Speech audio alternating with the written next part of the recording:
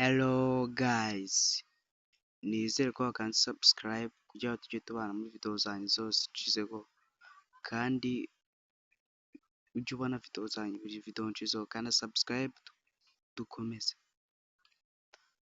Niba warangije dukomeze. Rero ngiye kukwereka ukuntu wakoreramo amafaranga mu buryo bworoshye. Ikintu cya mbere turaza gukora, turaza muri Play Store dusacingamo app bita Free Cash.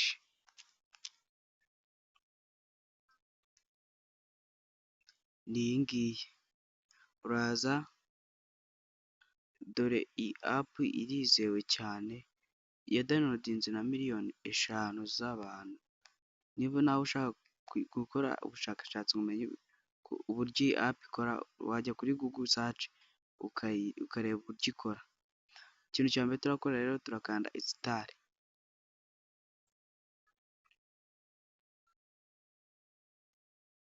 Turategereza ijyaho.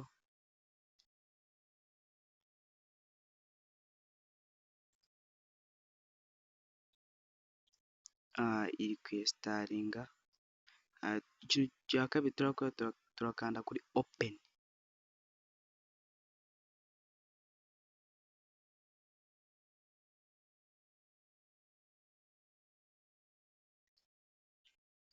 Tuhite twinjira muri iyi app bita Free Cash.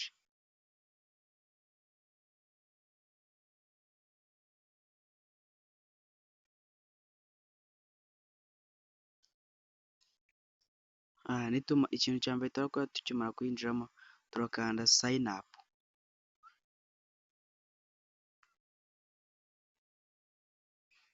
Nitumara gukanda sign up, twongere dukande kuri sign up with Google.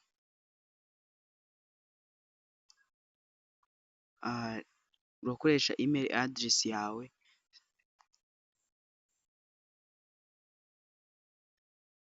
nurangiza ukande continue.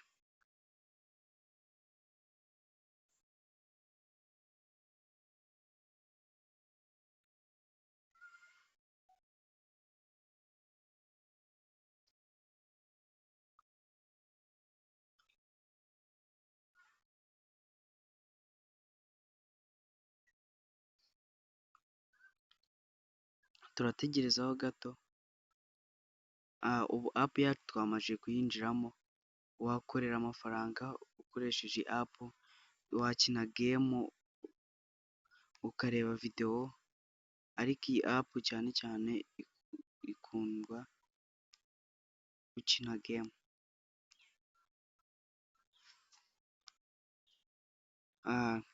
Rero iyo ukinjiramo bahita baguha amadolari 0.5 amacoin. Ugahita ukanda claim.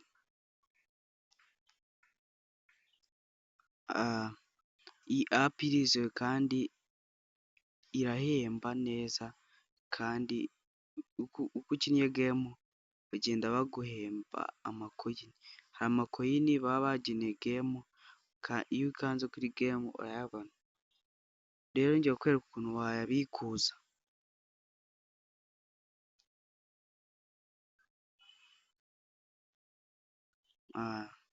Turaba dutegerejeho gake.